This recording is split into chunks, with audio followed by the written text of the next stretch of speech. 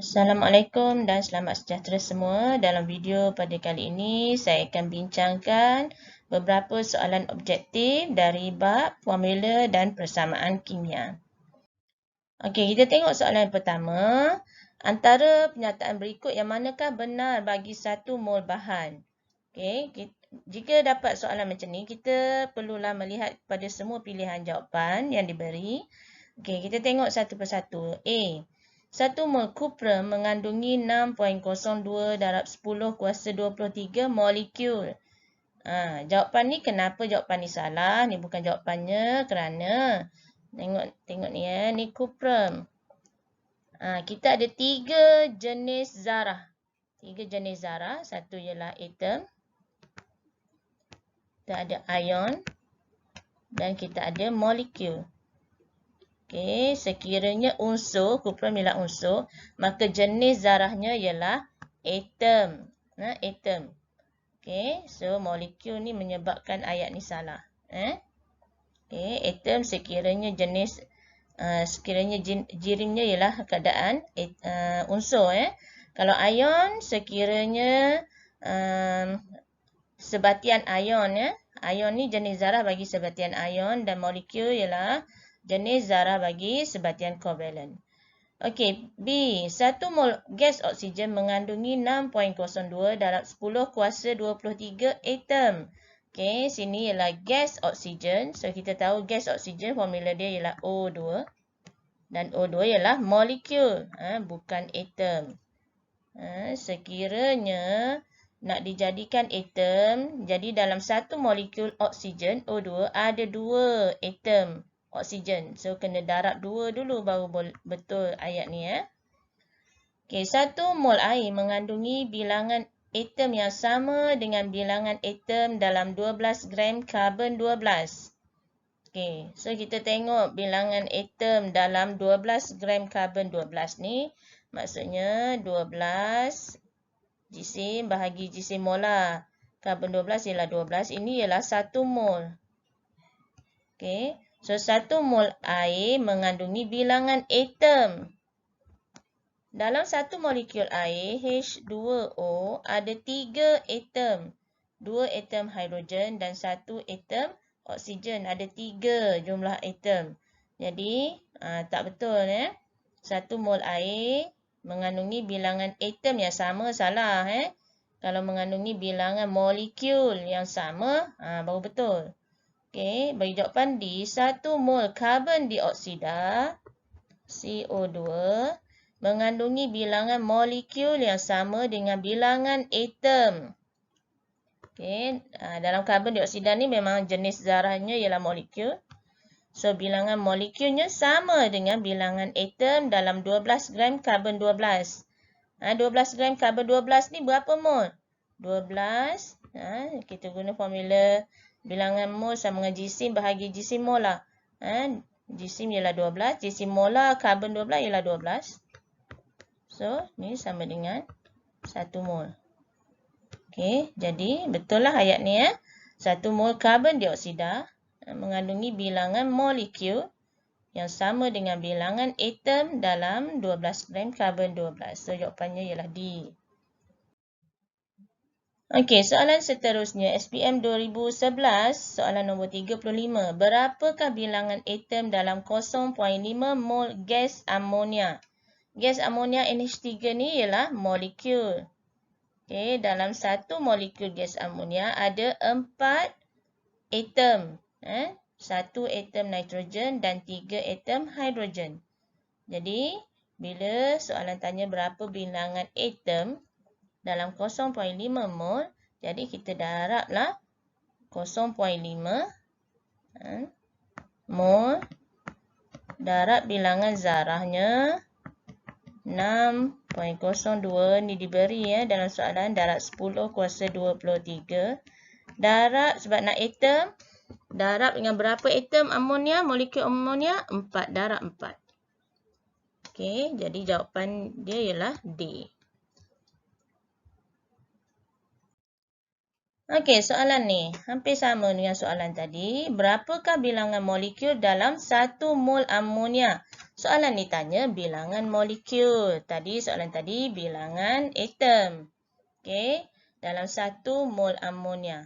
1 mol kita tahu mengandungi 6.0, kadang-kadang diberi 6.02. Dalam soalan ni diberi 6.0. So, kita ikut soalan.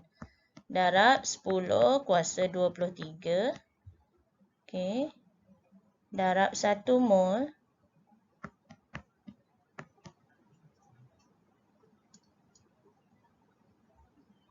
Okey.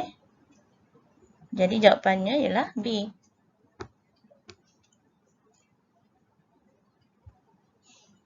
Okey.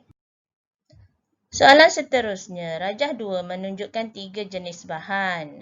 Jadi bila diberi rajah, para pelajar perlulah study rajah tu, fahamkan rajah dengan betul.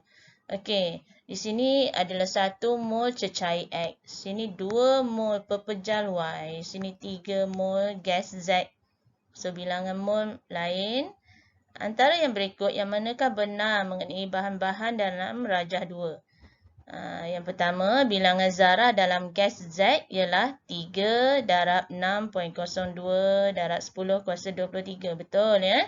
Sebab 3 mol ya. Darab dengan pemala Avogadro. Okey, so 1 betul. 2. Semua bahan itu mempunyai sebanyak 6.02 darab 10 kuasa 23. Salah Kenapa salah? Sebab perlu didarab dengan bilangan mol. Bilangan mol Y dan Z tu 2 dan 3 masing-masing. So, pilihan kedua salah.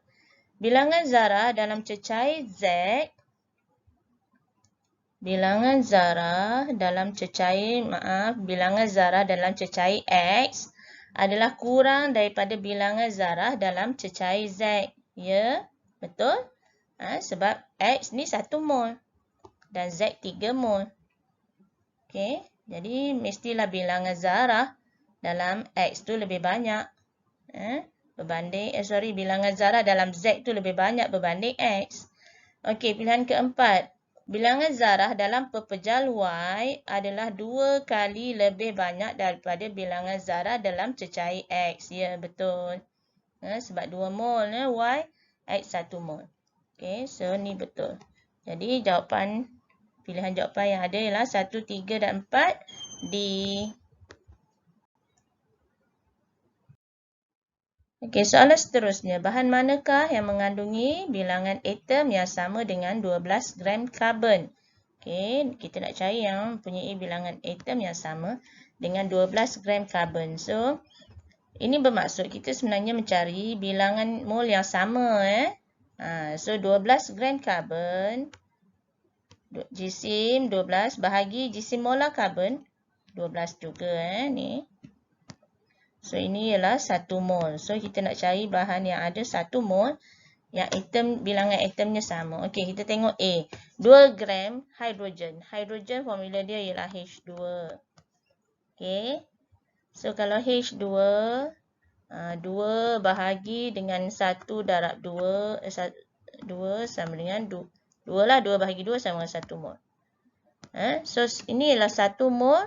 Tapi hidrogen ni ialah molekul hidrogen. 1 mol molekul. Bilangan mol sama. Tapi ini ialah molekul hidrogen. So, kalau kita nak cari atom hidrogen. 1 mol molekul ni darab 2. Sebab H2 ada 2 atom dalam 1 molekul hidrogen. So, tidak sama bilangan zarahnya. B. 12 gram magnesium, jisimnya 12, jisim molar magnesium 24. So, ini ialah 0.5 mol. Bilangan mol tak sama, so bilangan zarahnya pun tak sama. Okey. C. 22 gram karbon dioksida. 22 jisim bahagi jisim molar karbon dioksida setelah dikira ialah 44. So, ini ialah 0.5 mol. Okey, 0.5 mol. Kalau kita nak cari bilangan atom, 0.5 kena darab dengan 3. Sebab karbon dioksida CO2 ada 3 atom. 1 atom karbon, 2 atom oksigen. 3 atom. So, kena darab 3. Bila didarab dengan 3, 0.5 darab 3, tidak sama dengan 1 mol. Jadi bukan pilihan jawapan C. 32 di 32 sulfur bahagi dengan gisim molar. Sulfur 32 juga. So ini sama dengan 1 mol. Dan bilangan dan jenis zarah dalam sulfur ialah atom. So ini jawapan D ni adalah bersamaan dengan yang nak dicari. 12 gram karbon 12. Bilangan atomnya sama dalam 12 gram karbon 12. So jawapan D. Okey, sekian saja. Saya harap dapat membantu para pelajar menghadapi peperiksaan SPM akan datang.